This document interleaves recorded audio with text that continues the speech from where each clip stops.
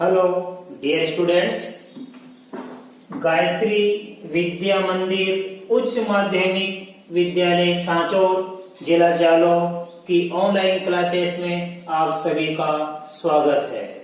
प्रिय विद्यार्थियों, मैं अनिल कुमार सोनी, कक्षा 9, विषय गणित, अध्याय 1 संख्या पद्धति, प्रश्नावली 1.6 आज आपको इस वीडियो में हल कराऊंगा। प्रिय विद्यार्थियों, आज मैं कक्षा 9 का कुल मिला के भाग संख्या 18 लेकर आया हूं। विद्यार्थियों, इस प्रश्नावली को शुरू करने से पहले मैं फिर से आपसे कहना चाहूंगा कि आपने यदि अभी तक हमारे गायत्री विद्या मंदिर उच्च माध्यमिक विद्यालय सांचौर के इस YouTube चैनल को सब्सक्राइब नहीं किया है तो सब्सक्राइब जरूर करें, वीडियो को पूरा देखें। वीडियो पूरा देखने के बाद इसे लाइक और शेयर भी जरूर कीजिए। तो देखिए बच्चों, आज की हमारी प्रश्नावली 1.6 की शुरुआत हो रही है और प्रश्नावली शुरुआत करने से पहले मैंने कुछ घातांक नियम लिखे हैं। ये नियम आपको याद करने हैं, इससे आपको सवाल हल करने में सुविधा होगी। ये पिछली कक्षा 8वीं में मैंने आपको पढ़ाया था और इसका दोहरान है, जरा ध्यान से सीखना।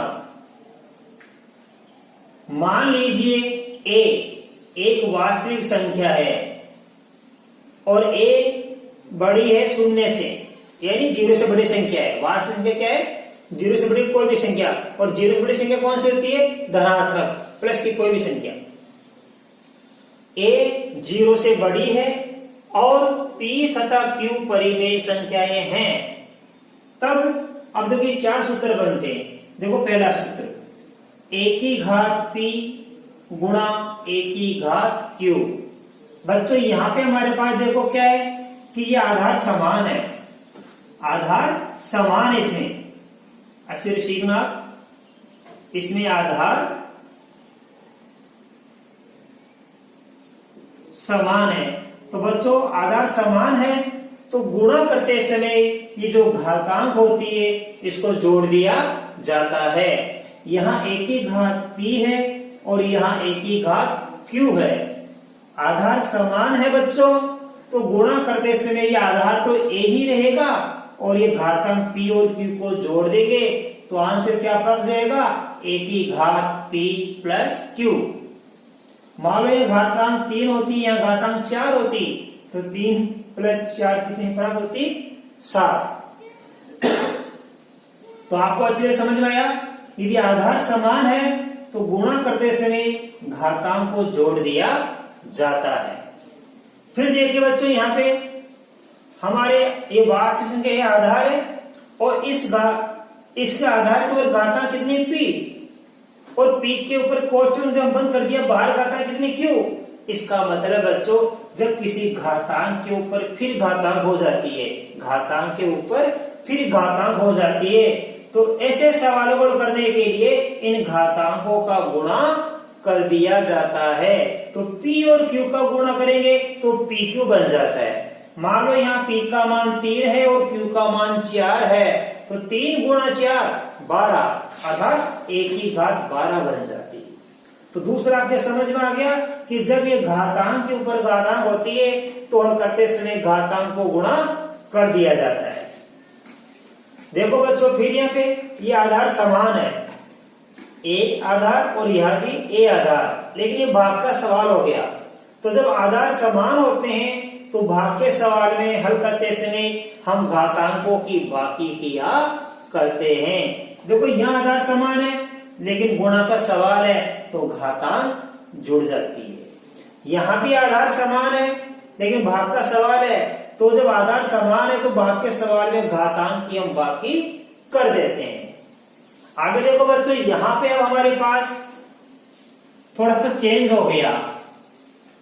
क्या चेंज हो गया बच्चों? आधार असमान है जबकि घातांक समान है। यहाँ घातांक समान है, राइट। तो बच्चों ऐसे सवालों में अच्छे से सीखना आप कि जब हमारे पास ये आधार असमान है और इन आधारों की घातांक समान है तो हम केवल आधारों का गुणा करेंगे हल करते समय। ए और बी का गुणा करने पर ए बी प्राप्त हो गया और ये घातांक क्या प्राप्त हो जाएगी, पी। क्यों? क्योंकि ए की घातांक भी पी है और बी की घातांक भी कितनी, पी। दोनों के समान घातांक है, इसलिए हल करते समय हम आधारों का गुणा करेंगे। ए और बी का गुणा करने पर ए बी प्राप्त हो गया, कोष्टक में बंद कर लिया और घातांक क्या प्राप्त हो जाएगी, पी। इसका मतलब है कि ए की घात भी पी है और बी की घात भी पी है। ये आपको अच्छी तरह ये घातांक नियम समझ में आएंगे बच्चों। अब देखो इन्हीं सवालों को इन घातांक नियम को अच्छी तरह समझने के लिए मैं आपको एक उदाहरण सिखा रहा हूं, जो मेरी पुस्तक में उदाहरण संख्या 21। इसको आप अच्छी तरह समझना बच्चों। उदाहरण संख्या 21 सरल कीजिए। इसमें सरल कीजिए बच्चों 4 सवाल हैं। पहला है 2 की घात 2/3 इंटू 2 की घात 1/3। दूसरा सवाल और लिख देता हूं मैं। इसमें लिखा है 1/3 की घात 3। फिर इसकी भी घात और लिखिए ऊपर 4। तो पहले आगे 2 सवाल समझो, फिर मैं आपको 2 और सिखाऊंगा। अच्छे से सीखना कि उदाहरण 21 का पहला सवाल, यहां समझना आप कि ये 2 से 2/3 नहीं है, ये घातांक है 2/3 और ये 2 की घात कितनी है, 1/3। और ये बड़ा ही दशमलव जो लिखा है, इस दशमलव का मतलब ये गुणा है। परीक्षा में ऐसा लिखा हुआ, यह तो गुणा लिखा हुआ आएगा, ऐसा लिखा हुआ जाएगा, समझ जाना इसको गुणा हम मानते हैं, गुणा है। तो इसको क्या मानते हैं अपन, इसको हम गुणा मानते हैं। अब आप समझे इस सवाल को अपन हल करेंगे बच्चों। तो अच्छी तरह समझो, इसमें क्या खास बात है बोलना सीखो। 2 की घात 2/3 है गुणा 2 की घात 1/3 है। इस सवाल में ये आधार समान है, यहां भी आधार 2 है और यहां भी आधार 2 है। तो अभी भी मैंने आपको सीखा जो कह रहा, जब आधार समान है, आधार समान है, गुणा का सवाल है, तो जब आधार समान है तो गुणा के सवाल में घातांक को हम जोड़ देते हैं, घातांकों को जोड़ दिया जाता है। देखो इसको करेंगे हम 2 की घात 2/3 गुणा 2 की घात 1/3। इसको दशमलव क्या लिखा मैंने, गुणा। अब देखो यहाँ पे आधार समान है तो आधार तो 2 का 2 ही रहेगा बच्चों, लेकिन ये जो घातांक 2/3 और 1/3 है, इसके ऊपर जोड़ देंगे। तो जोड़ना सीखो, 2/3 प्लस 1/3। आप चाहो तो इसको कोष्टक में बंद कर लो। अब देखिए आधार 2 का 2 रहेगा। अब इस 2/3 को 1/3 को हम जोड़ेंगे बच्चों, तो ध्यानपूर्वक सीखे जोड़ना कैसे। देखो यहाँ पे 2/3 प्लस 1/3, यहाँ पे हर समान है। तो पिछली कक्षा में हमने भिन्न संख्याओं को, बटा संख्याओं को जोड़ना घटाना सीखा था। इसका लसक कितना आएगा बच्चों, 3 आएगा। लसक कितना आएगा, 3। 2 में 1 जोड़ देंगे, 2 प्लस 1 तो ये हो जाएगा 3/3। तो इसको जोड़ना सीखो आप। इसका आ जाएगा 2, यहां पे हमने लसक कितना लिया, 3, ऊपर लिखेंगे 2 प्लस 1, राइट। तो देखो फिर आधार 2 का 2, अब 2 प्लस 1, 2 में 1 जोड़ेंगे कितना बन जाएगा, 3 बन जाएगा। तो 3/3। अब देखो बच्चों 3 से 3 कट जाएगा एक बार, अर्थात 2 की घात कितना प्राप्त हुआ, 1। तो 2 की घात 1 का मतलब होता है 2 एकम 2, तो हमारा आंसर प्राप्त हो गया 2। इस प्रकार करते हैं कि जब आधार समान होता है तो घातांकों को जोड़ दिया जाता है। देखो आधार समान है तो इन दोनों घातांकों को हमने जोड़ दिया, जोड़ने पर उत्तर कितना आया, 3/3। 3 से 3 कट के एक बार, तो उत्तर कितना प्राप्त हुआ, 2 की घात 1। इसका मतलब हुआ 2 एकम 2। ये पहला सवाल उदाहरण नंबर 21 का आपको अच्छी तरह समझ में आया। अब देखो दूसरा सवाल। देखो बच्चों, यहाँ पे 1/3 हमारा आधार है और इस आधार 3 की घात कितनी है? 3। घात कितनी है? 3। कोष्टक बंद। फिर ऊपर घात कितनी है? 4। तो देखो घात के ऊपर घात हो गई। यहाँ घात 3 है, यहाँ घात कितनी है? 4। अभी हमने आपको सिखाया था, ध्यान देना, ये रहा, जब घात के ऊपर घात होती है तो उन घातांकों का गुणा कर लिया जाता है हल करते समय। तो देखो घातांक गुणा हो जाएगा। कैसे करेंगे अपन? ध्यान देना, 1/3 की घात 3, ये हमारा सवाल है। ऊपर घात कितनी है? 4। तो यहाँ इस घातांक 3 का गुणा किससे करेंगे? 4 से। भाई 1 की घात 4, देखो यहाँ पे 1 की घात 4 है और एक 3 की घात 3 है, इसके ऊपर भी घात कितनी है? 4। तो 1 की घात 4 तो ऊपर आ जाएगा। तो 1 की घात 4 को तो 1 ही होता है, इस 4 को लिखने की आवश्यकता नहीं है। अब देखो 3 की घात 3 है ये, तो 3 का गुणा किससे करेंगे? 4 से। इन दोनों घातांक का गुणा हो जाएगा। तो 3 देखो 1/3 की घात 3 गुणा 4। अब देखो बच्चों 1/3, अब 3 की घात 4 है, तो देखो 3 इंटू 4 कितना हो जाएगा? 12। ये हमारा आंसर आ गया, 1/3 की घात 12। ये दो सवाल आपको अच्छी तरह समझ में आएंगे। और अब हम उदाहरण नंबर 21 का सवाल नंबर 3 और सवाल नंबर 4 सीखेंगे। देखिए बच्चों, उदाहरण 21 का सवाल नंबर 3, 7 की घात 1/5 बटा 7 की घात 1/3। तो यहाँ पे क्या है? हमारा आधार समान है, आधार समान है, लेकिन ये भाग का सवाल है। तो भी हमने आपको घातांक नियम में सीखा था कि जब आधार समान होता है तो बाकी सवाल में हम घातांक की बाकी कर लेते हैं, घातांक की बाकी हम कर लेते हैं। ऐसा समझ में? तो कैसे लिखेंगे यहाँ पे? 7 की घात 1/5 और 7 की घात 1/3। अब आप समझना, ये 7 की घात 1/5 हम वैसा का वैसा लिखेंगे। अभी 1/3 इसमें से कम कर देंगे, ऊपर चल जाएगा। ये पी का मान और ये क्यू का मान, तो पी में से क्या घटाएंगे? क्यू। तो देखो 1/3 घटाएंगे, 1/3 हमने घटा दिया। अब इसको अपन हल करेंगे बच्चों, देखो 7 का 7 कैसे हल करेंगे? लघुत्तम लेके इसका लेसन। 5 और 3 का लेसन कितना होता है? 15 होता है। ध्यान देना, 15 5 का बाद कितनी बार जाएगा? 3 बार। और 15 में अब 3 का बाद कितनी बार जाएगा? 5 बार। तो आगे देखिए, 7 की घात 3 में से 5 गया, कितना बच गया? माइनस के 2/15।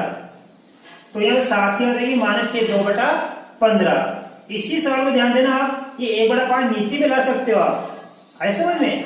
तो ध्यान देना, अच्छे से समझे सवाल को।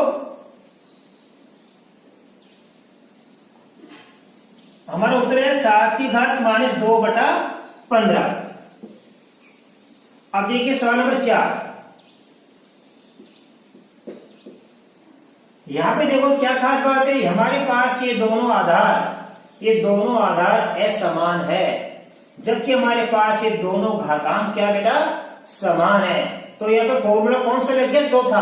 देखो यहाँ पे आधार कैसी है? असमान।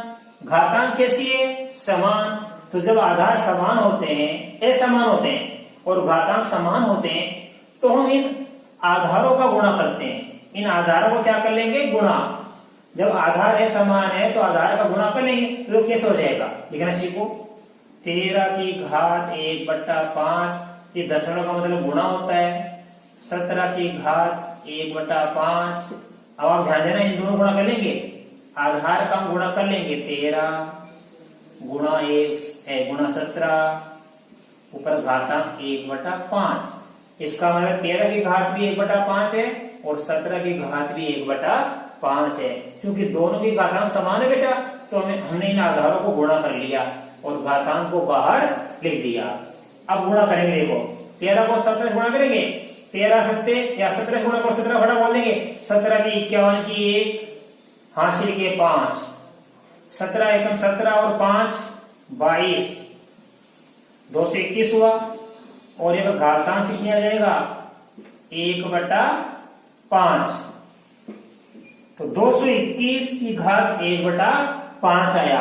ये मैंने आपको घातांक नहीं के 4 पूर्व में सीखे और चारों पर आधारित ये उदाहरण 21 से मैंने एक सवाल आपको सिखा दिए। अब हमारे प्रश्नावली 1.6 हम शुरू करेंगे। देखिए बच्चों, प्रश्नावली 1.6 का क्वेश्चन नंबर 1 ज्ञात कीजिए 64 की घात 1/2, 32 की घात 1/5, 125 की घात 1/3, इनका मान कितना आएगा, इनका उत्तर कितना आएगा हल करने पर। बड़ी सरल चीजें, आपके 2 नंबर का एक सवाल आता है परीक्षा में। जरा ध्यान सीखना बच्चों, यहाँ पे आधार कितना है 64, यहाँ पे आधार 32 और यहाँ पे आधार 125। सबसे पहले हम क्या करेंगे, इन आधारों का अभाज्य गुणनखंड करेंगे। तो कैसे, इनका अभाज्य गुणन कर लिया करो आप।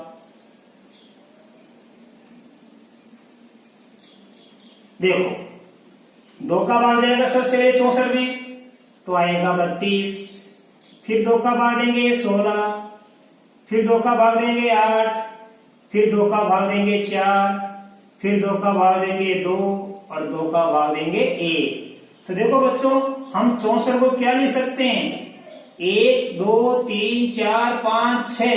हम 64 को ले सकते हैं 2 की घात 6, राइट। हम 64 को ले सकते हैं घातांक नियम में, इसका हमने 64 को घातांक बदल दिया, तो 64 को ले सकते हैं 2 की घात 6।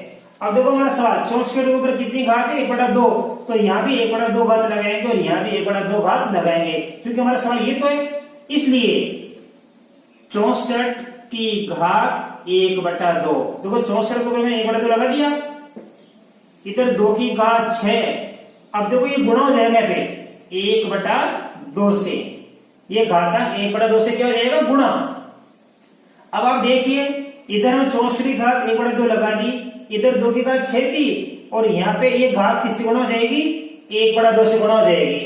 अब आप काट दीजिए, 2 एकम 2 और 2 दिए 6, तो हमारे पास बच गया 2 की घात 3। 2 की घात कितनी बच गई 3, और इसको हम लिख सकते हैं 2 को 3 बार लिख दो। 2 की घात 3 का मतलब है 2 को 3 बार लिख के गुणा कर लो, 2 गुणा 2 गुणा 2। अब देखो 2 दूनी 4, 4 दूनी 8, तो हमारे पास आंसर कितना प्राप्त हुआ, 64 की घात 1/2 का उत्तर प्राप्त हुआ 8। इसी प्रकार बच्चों ये कर लेंगे, देखो हम 32 का करेंगे अभाज्य गुणनखंड।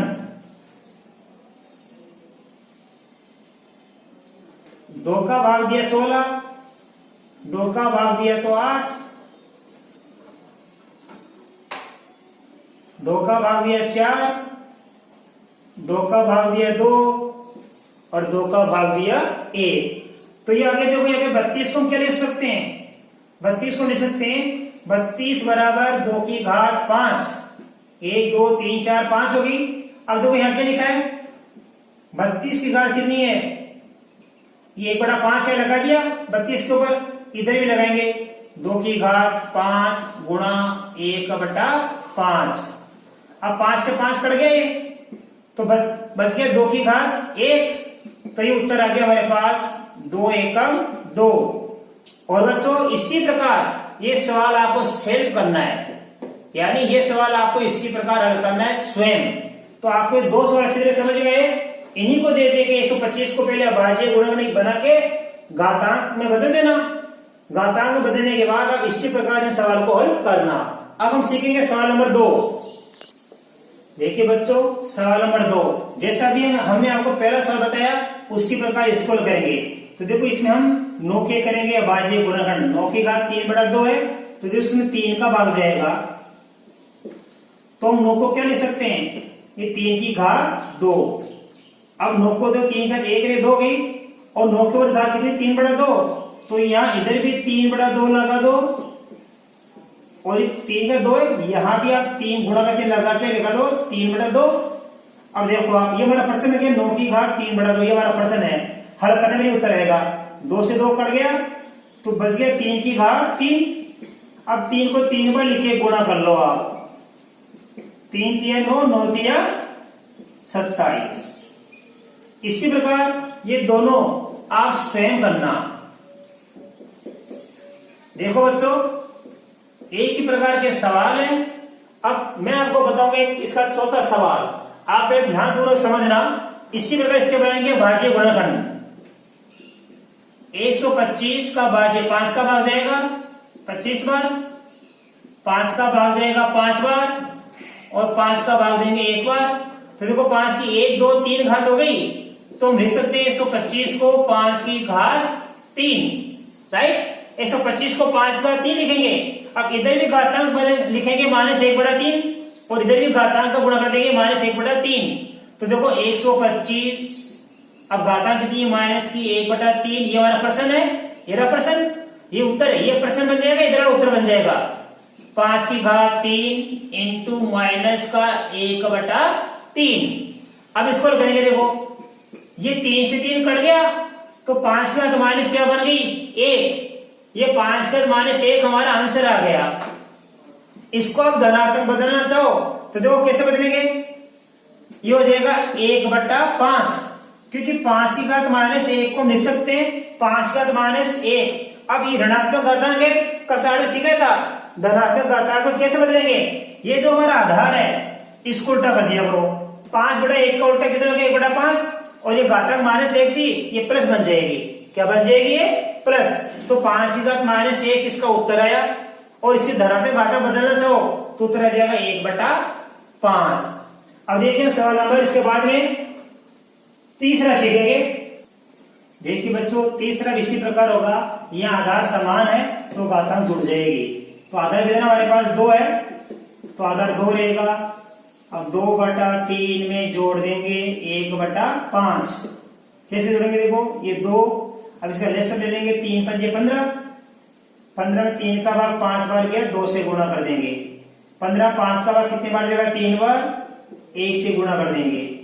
2 का 2, 5 दूनी 10, 3 एकम 3/15, तो 2 आधार आ जाएगा 10 और 3 13, 13/15। इसी प्रकार हो रहा है। अब देखो बच्चों, ये देखो सवाल, घातांक ऊपर घातांक है तो गुणा हो जाएगी। 1 की घात 7, तो 1 की घात 7 लिख दो यहाँ पे। नीचे 3 की घात 3 का गुणा किससे कर देंगे 7 से। 1 की घात 7 का उत्तर 1 आता है, क्योंकि 1 के ऊपर कितनी भी घात हो 1 ही उत्तर आता है। और नीचे देखो 3 की घात 3 गुणा 7 है, तो 7 को 3 से गुणा कर देंगे, 21 आ गया। ये इसका आंसर आ गया। तीसरा देखो बच्चों इसी प्रकार, यहाँ पे देखो आधार समान है, तो ये क्या हो जाएगा भाग का सवाल है, तो घातांक की बाकी करेंगे हम। 11 की घात 1/2 घटा देंगे 1/4। तो देखो 11 के 11, अब लसब लेंगे 2 का और 4 का लसब कितना आता है 4। 4 में हम 2 का भाग देंगे 2 बार जाएगा, और 2 को 1 से गुणा करेंगे। 4 में 4 क्या बचेगा आधार 11, 2 एकम 2 माइनस 1 एकम 1/4। तो देखिए बच्चों ये आधार 11, 2 में से 1 गया तो 1/4। ये हमारा आंसर आ गया 11 की घात 1/4। अब देखो चौथा सवाल इसी प्रकार, देखो यहाँ पे आधार क्या है समान है। जब आधार हमारे पास ये समान है तो हम क्या करते हैं आधार को गुणा कर देते हैं। देखिए इसमें कैसे होगा, यहाँ कह देगा 7 गुणा 8, आधार ये समान है और घातांक आ जाएगी 1/2। 7 का 8 से गुणा करेंगे 56, तो 56 की घात 1/2। तो मैं आशा करता हूँ आपको सारे सवाल आज अच्छी तरह समझ में आएंगे बच्चों, और आप ध्यान पूर्वक इन सवालों का अध्ययन करना, नियमित रूप से वीडियो देखना। धन्यवाद।